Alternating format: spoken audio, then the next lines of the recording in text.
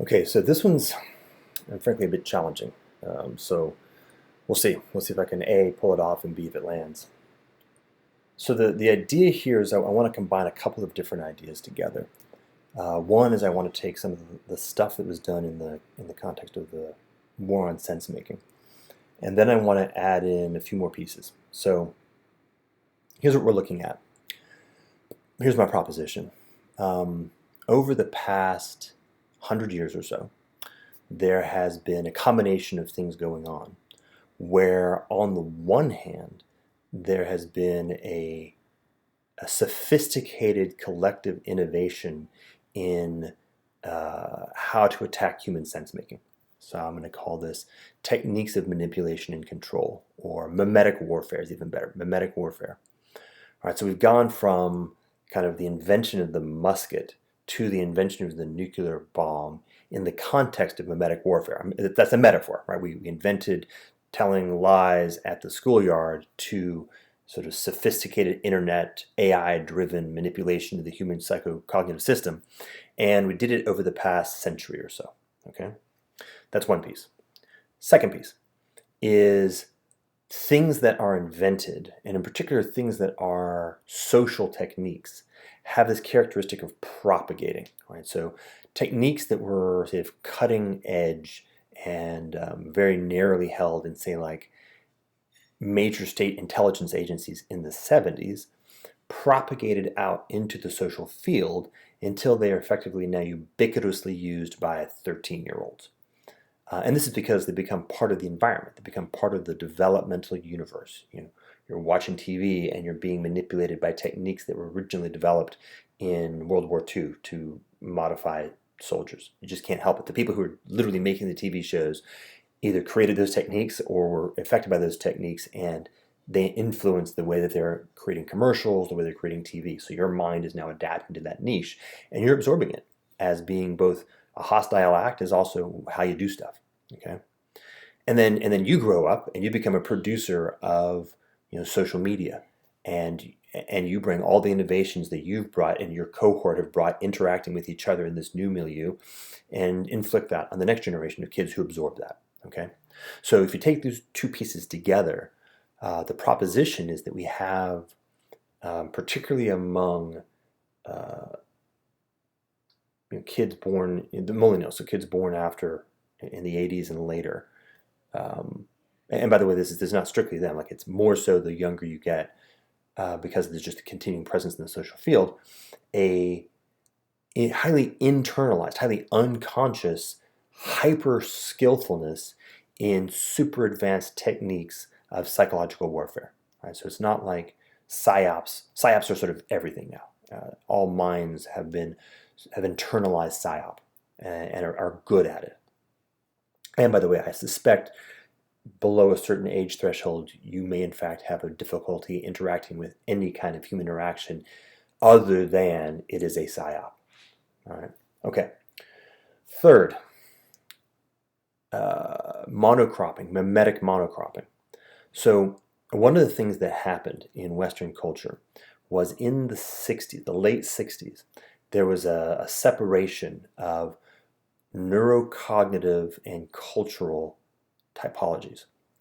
So broadly speaking, liberals, the left, people who had the neurology and the cognitive bias in the direction of those particular cultural and dispositional states, moved into the culture industries. So they moved into teaching and academia. They moved into media and entertainment and news and journalism, and by the way, finance. And conservative mindsets moved into different subsets of the environment. They moved into the military, moved into real business like logistics and energy and things like that. And by the way, these groups also then began to migrate. Right? Transportation and different kinds of economics meant that you had like a migration of people from who maybe used to have to be with other typologies, concentrating and separating. Right? So you've got lots of blue cities that suddenly became just blue cities, blue everywhere, and lots of red rural environments became red rural environments, red everywhere. And these are cultural monocrops. That's the point here, is that we created over now almost 3 generations a hyper selective environment where everybody who you interact with, more or less, has kind of the same deep neurological and cognitive biases in terms of how you interact with what reality is. Right? So you've got these places that are just deep blue in all ways, and places that are deep red in all ways. Okay. Fourth, the evolutionary niche of mind viruses. So we have an environment where we have a cohort of people, a whole set of demographics that are hyper skilled at generating mind viruses, engaging in psyops, in manipulating each other and creating constructs that manipulate. We have cultural monocrops, where there's now minds that are separated from the ordinary human baseline interactions. Right? So you can actually engineer mind viruses that are hyper selected just for blue minds, and you can engineer mind viruses that are hyper selected just for red minds, and they'll be much more successful because they don't have hybrid vigor. Right? It's just like any other monocrop, hyper vulnerable to parasites that are optimized for that niche. And of course, we have been progressing in our collective capacity to jack each other's minds now for 4 generations. So here we are.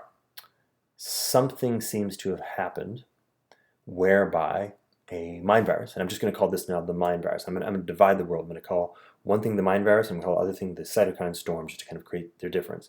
And I think there is a reality that there's a causal relationship.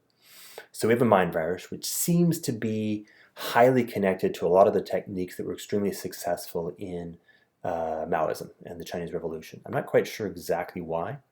It might be convergent evolution, those particular techniques of minimization and gaslighting and struggle sessions and stuff like that are the right ones. Like they just naturally are the ones that are most effective at capturing blue mind.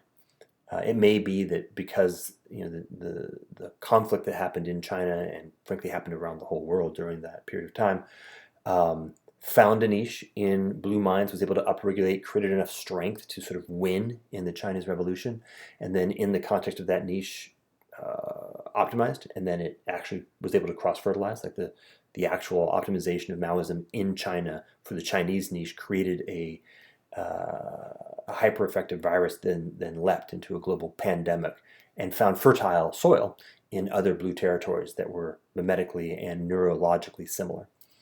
I'm not quite sure. Right? The point is I'm not sure. But what I'm proposing is that we have that. Right? We have a mind virus that was optimized and has a lot of Maoist characteristics.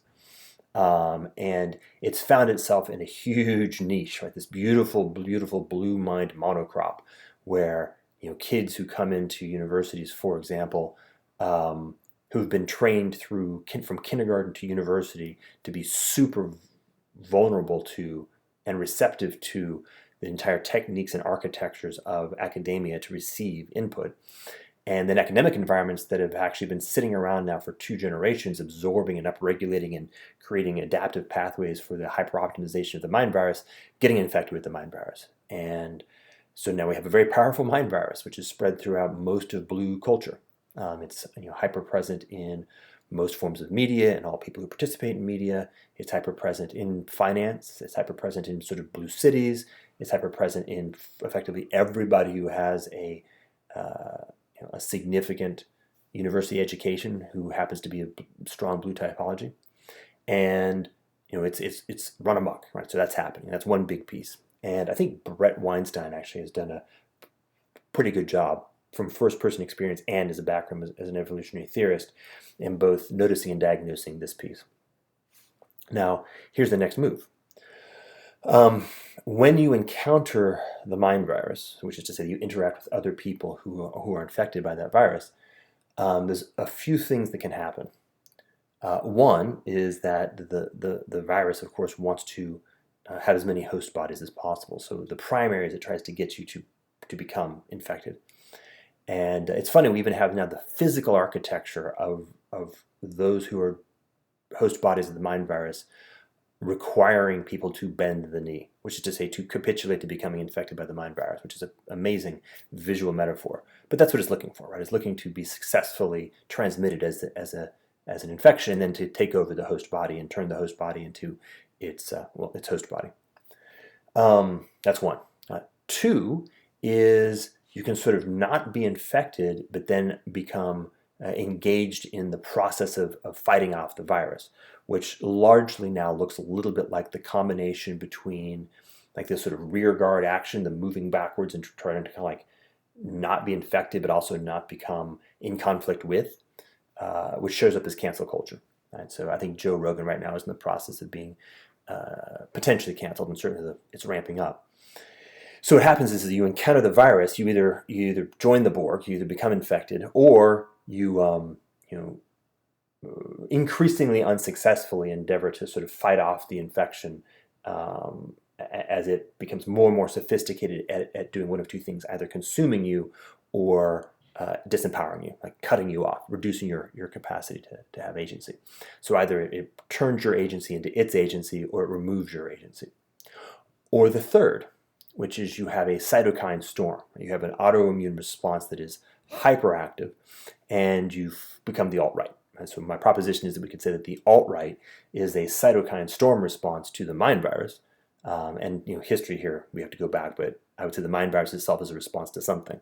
So I'm not, whatever happened in the 60s, I'm going to leave that for now. I'm just talking about what happened in the 90s and then since then, which has a sort of symmetric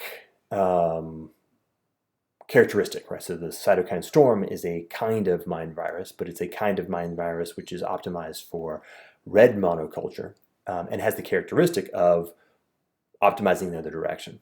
And of course, these two viruses, the cytokine storm and the mind virus, are irrevocably in conflict, because one of the things that this virus does, going back to the beginning, is plays on psyops. It plays on discourse. It takes language and thought itself in your own head and with other people, and it predates on that. Right? Its primary milieu is a parasite on narrative, thinking, speaking, discourse, and relationship.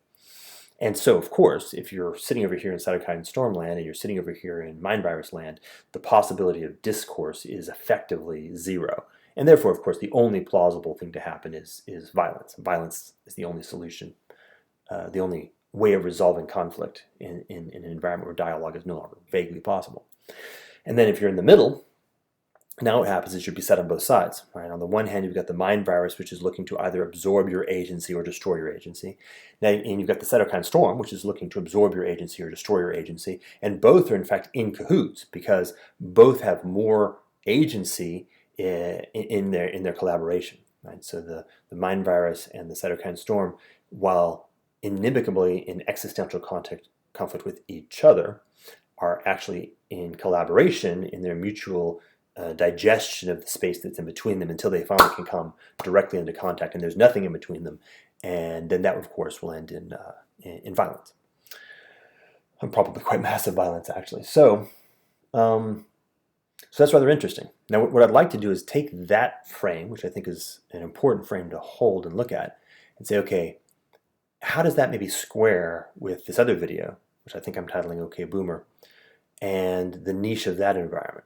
And is there a way for us to think about how to respond to the circumstances that we find ourselves in that uses the insights that are here to help us, frankly, thread the needle? Because it's definitely a tricky place to be.